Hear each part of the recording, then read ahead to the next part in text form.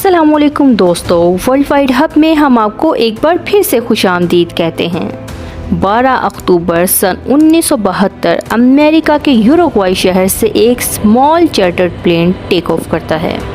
ये हवाई जहाज़ चिली के कैपिटल सैंटियागो में जा रहा है और इसमें बैठे हैं कुछ हट्टे कट्टे रग्बी टीम के प्लेयर्स। टोटल 45 पैसेंजर थे क्योंकि इनकी फैमिली और फ्रेंड भी इनके साथ आए हुए हैं। यूरुग्वाई से सैंटियागो का सफ़र सिर्फ 3 घंटे का है, मगर इनके दरमियान हिमालय के बाद दुनिया का सबसे ऊंची पहाड़ी सिलसिला था। अमेरिका में पाए जाने वाले एंडीज पहाड़ी सिलसिले थे। ये पहाड़ी सिलसिले इस कहानी में भयानक मुसीबत बनकर खड़े हो गए। इस पहाड़ी सिलसिले में शदीद तूफान की बदौलत प्लेन को अर्जेंटीना के शहर मेंडोजा में लैंड करवा लिया जाता है। 13 अक्टूबर 2:18 अगले दिन प्लेन टेक ऑफ करता है और मंजिल की तरफ चल पड़ता है। मौसम काफ़ी साफ नज़र आता है, मंजिल करीब आती जा रही है, मगर पहाड़ी सिलसिले अभी ख़त्म नहीं हुए।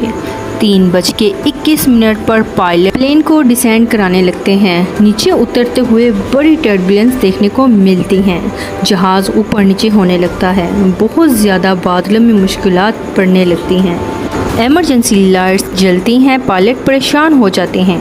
जब वो बादलों से निकलते हैं तो सामने बहुत बड़ी चट्टान नज़र आती है।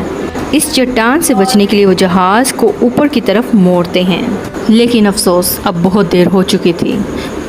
जहाज़ का पिछला हिस्सा पहाड़ी से टकरा जाता है।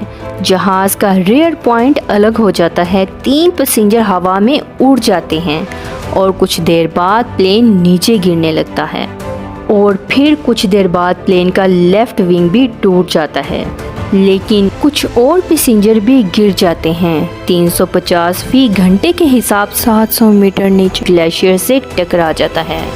पायलट मौके पर ही जाम बहक हो जाते हैं। पूरा प्लेन तहस नहस हो जाता है। सीट्स फट जाती हैं। हैरत की बात तो ये थी कि 33 लोग अभी तक जिंदा हैं। बहुत से लोग जख्मी हुए, मगर क्रैश में बहुत से लोग सरवाइव कर गए। ये है दिल दहला देने वाली कहानी यूरुग्वाइन एयरफोर्स फ्लाइट नंबर 571 की। अभी तो ये शुरुआत है। नाज़रीन, आप भी नहीं सोच सकते कि इनके साथ और क्या क्या होने वाला था। इनमें से 2 इंसान ऐसे थे जिन्हें ज़्यादा चोटें नहीं लगी थी। वो थे 19 साला रोबर्टो कनीज़ा और दूसरे 20 साला गुस्तावो ज़रबीनो। ये दोनों मेडिकल स्टूडेंट भी थे। ये दोनों ज़ख्मी लोगों को देखना शुरू हो जाते हैं और दूसरी तरफ इस प्लेन के गायब होने के बाद Chilean air search and rescue services को नोटिफिकेशन मिल जाता है और 4 हेलीकॉप्टर इन जहाज़ की तलाश में निकल पड़ते हैं। वो सुबह से लेकर रात तक तलाश जारी रखते हैं, मगर प्रॉब्लम ये थी कि हवाई जहाज़ सफ़ेद था और ऐसी जगह क्रैश किया था जहां हर तरफ बर्फ़ ही बर्फ़ पड़ी थी। 13 अक्टूबर की रात बचे हुए पैसेंजर बहुत होपफुल थे। उन्हें बहुत उम्मीद थी कि उन्हें रेस्क्यू कर लिया जाएगा। 3 पैसेंजर सरवाइव नहीं कर पाए। अब 33 में से 28 पैसेंजर रह जाते हैं। पैसेंजर्स ने बचे कुचे जहाज़ को शेल्टर और इसकी फटी हुई सीटों को सर्दी से बचने के लिए इस्तेमाल किया। अगले दिन अर्जेंटीना, चिली, यूरुग्वाई की सर्च टीम के हेलीकॉप्टर्स जहाज़ की तलाश में निकलते हैं। वहाँ पैसेंजर्स लिपस्टिक इकट्ठी करके जहाज़ पर SOS लिखने की कोशिश करते हैं, मगर लिपस्टिक कम पड़ जाती हैं। वो चीखते चिल्लाते हैं, मगर बेसुध। अगले दिन पैसेंजर प्यास से बेहाल होकर जहाज़ में लगे मेटल शीट को सूरज की रोशनी की मदद से बर्फ़ को पिघलाकर पानी बनाकर प्यास बुझाते हैं। पैसेंजर्स जहाज़ की सीट्स को आइस बोर्ड के तौर पर इस्तेमाल करते हैं। 3 दिन बाद फर्नांडो प्राडो कोमा से निकल आते हैं और अपनी माँ को मरा पाकर गम से निढाल हो जाते हैं। इनकी बहन 8 दिन बाद जख्मों की ताब न लाते हुए मर जाती हैं। ऐसे हादसे हमें बताते हैं कि ज़िंदगी में कभी भी किसी भी वक्त कुछ भी हो सकता है। इसीलिए कहते हैं जिंदगी को हर पल खुलकर जीना चाहिए। इनमें से कुछ ऐसे लोग थे जो समुंदर के किनारे रहते थे, जिन्होंने कभी बर्फ नहीं देखी थी और यहाँ बिना खाने के और बगैर किसी सहूलत के -30 डिग्री में सरवाइव कर पाना मुश्किल था। 21 अक्टूबर 1972 क्रैश के 8 दिन बाद सर्च की टीम भी अपने हाथ खड़े कर देती है। 142 घंटे के बाद वो गिव अप कर देते हैं। वो समझते हैं कि वैसे भी इतने दिन कोई सरवाइव नहीं कर सकता। इन सर्वाइवर्स को एक ट्रांजिस्टर रेडियो मिलता है। इस रेडियो से सिर्फ बाहर की खबरें सुन सकते थे, मगर खुद कोई पैगाम नहीं पहुंचा सकते थे। वो रेडियो में सुनते हैं कि सर्च ऑपरेशन ने हार मान ली है और सर्च करना छोड़ दिया है। ये सुनकर पैसेंजर रोने लगते हैं, चीखें मारते हैं और कुछ लोग खुदा से हाथ जोड़कर मदद मांगने लगते हैं। इनके पास ज़्यादा कुछ खाने को नहीं था। 8 chocolates, 1 tin of muscles, 3 jam के जार, 1 जार बादामों का और कुछ खजूरें, थोड़ी बहुत कैंडीज और ड्राइड प्लम्स थे। वो सब बहुत थोड़ा थोड़ा खाते थे। प्राडो ने तो 1 चॉकलेट और मूंगफली को 3 दिन तक खाया। न यहाँ दरख्त और पौधे थे, न जानवर जिनको मार कर खाया जा सके। 11वें दिन तक खाना मुकम्मल ख़त्म हो गया था। कुछ लोगों ने सीटों पर लगे कॉटन और लेदर को खाने की कोशिश की, मगर वो बीमार हो गए।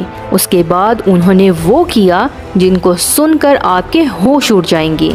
उन्होंने कहा कि जिंदा रहने के लिए अपने दोस्तों और घर वालों की डेड बॉडीज़ के गोश्त को खाने के अलावा कोई चारा नहीं। ये सब कर पाना आसान नहीं था।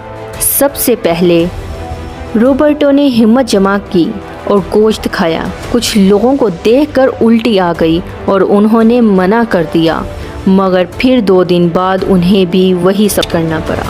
29 अक्टूबर क्रैश के 16 दिन बाद हालात और ज़्यादा बिगड़ गए। बहुत ज़्यादा गर्ज चमक के बाद एक एवलांच आ गया है। पहाड़ी से इतनी ज़ोर से बर्फ़ नीचे गिरती है कि पूरे प्लेन में बर्फ़ भर जाती है। 8 लोग बर्फ़ में दबकर सांस की कमी की वजह से मारे जाते हैं। अब बचे पीछे 19 लोग। वहाँ बर्फ़ की गार में वो लोग दबे होते हैं। अगले दिन 3 दिन बाद बर्फ़ का तूफ़ान थमने का नाम नहीं लेता। 3 दिन बाद मतलब साफ होता है। लोग बर्फ़ की गार से बाहर निकलते हैं। वो समझ चुके थे कि कोई इनकी मदद को नहीं आएगा। मरना है तो पूरी कोशिश करके मरे। इन लोगों में प्राडो और गुस्तावो ज़्यादा स्ट्रॉन्ग थे। फैसला ये होता है कि मदद की तलाश में निकलते हैं। वो लोग गर्म कपड़े और खाना लेकर तलाश में निकलते हैं। क्रैश के पहले पायलट ने कहा था कि वो पुरी को शहर को अबूर कर गए हैं। 15 नवंबर क्रैश के 33 दिन बाद वो मदद ढूंढने निकलते हैं। घंटों ईस्ट में चलने के बाद उन्हें अपने ही जहाज़ का टूटा हुआ एक टुकड़ा मिलता है, जिनमें उन्हें खाने पीने की कुछ चीज़ें मिलती हैं और साथ ही मिलता है एयरक्राफ्ट का 2-वे रेडियो सिस्टम। उन्होंने प्लेन की बैटरी निकालकर इस रेडियो को चलाने की कोशिश की, मगर कोई फ़ायदा ना हो सका। प्लेन का इलेक्ट्रिकल सिस्टम 115 वोल्ट एसी था और बैटरी सिर्फ 24 वोल्ट डीसी। फिर 11 सितंबर क्रैश के 59 डेज़ के बाद फिर एक एवलांच आता है और 3 मजीद पैसेंजर मर जाते हैं। बचे हैं अब सिर्फ 16। उन्होंने वेस्ट की तरफ सर्च करने का फैसला किया, लेकिन पहाड़ी सिलसिले में 30 डिग्री में रात गुजारने के लिए उन्होंने सुई धागे से अलग अलग कपड़े को सीकर स्लीपिंग बैग बनाया। सुई धागा इन पैसेंजर में से एक के पास मौजूद था। अगले दिन 12 दिसंबर को कैनिजा प्राडो विजिटिंग निकल पड़ते हैं, बिना किसी माउंटेन रिंग क्रीक के, बगैर किसी ट्रेनिंग के। उन्होंने ग्लेशियर पर चढ़ना था। वो अभी भी सोच रहे थे कि कुछ किलोमीटर बाद वेस्ट में पहुंच जाएंगे। प्राडो ठंड से बचने के लिए 3 जीन्स एक के ऊपर एक पहने हुए थे, 4 स्वेटर और पैरों में 4 सॉक्स के जोड़े पहने थे। ठंड से बुरा हाल था। कोई मैप था ना कोई कंपास। वो बर्फ के पहाड़ों पर उम्मीद लेकर चढ़ते रहे, मगर चौथे दिन उन्हें पता चला कि उनकी डायरेक्शन कितनी गलत थी। जब पहाड़ों पर ऊपर चढ़े तो देखा कि बहुत सारे पहाड़ हैं और रास्ता खत्म होने वाला नहीं। खाने की कमी की वजह से विजिटिंग ने वापस जाने का फैसला किया। दोनों बहुत I मायूस couldn't speak, I couldn't even think, because what we saw was horrible. Instead of green valleys, we saw mountains and snow-covered peaks 360 degrees around us, to the horizon all around us. के दूर western horizon में तो ऐसी पहाड़ियां हैं जहां बर्फ नहीं पड़ी हुई। वो हार नहीं मानते और चलते रहते हैं। वहां उन्हें एक वादी और वादी में नदी नजर आती है। उन्होंने अल्लाह का शुक्र अदा किया, पेट भरकर पानी पिया और नदी के बहते हुए पानी के साथ सफ़र करने लगे। फाइनली 9 दिन की ट्रैकिंग के बाद 20 दिसंबर को उन्हें इंसानी प्रेजेंस दिखाई देते हैं। ये इस कदर थक गए थे कि आगे चल नहीं सकते थे कि अचानक नदी के पार उन्हें घोड़े पे सवार एक इंसान नजर आता है। ये दोनों चीख चीख कर उन्हें बुलाते हैं, मगर नदी के पानी के शोर की वजह से उन आदमियों तक आवाज़ नहीं जा पाती। मगर इनमें से एक आदमी इन्हें देख लेता है और कहता है टुमारो, कल आऊँगा। अगले दिन वो शख्स आता है और पेपर पेन लाता है। फिर वो इस पेपर पेन को पत्थर में डालकर नदी की दूसरी पार उन दोनों पैसेंजर तक पहुंचाता है।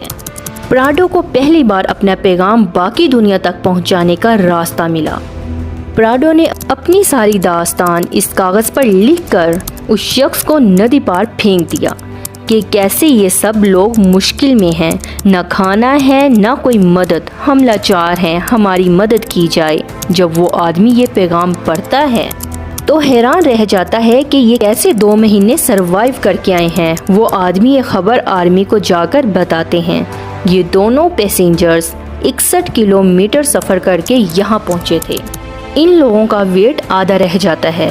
ये खबर आर्मी को पता चलने के बाद इंटरनेशनल तौर पर फैल जाती है।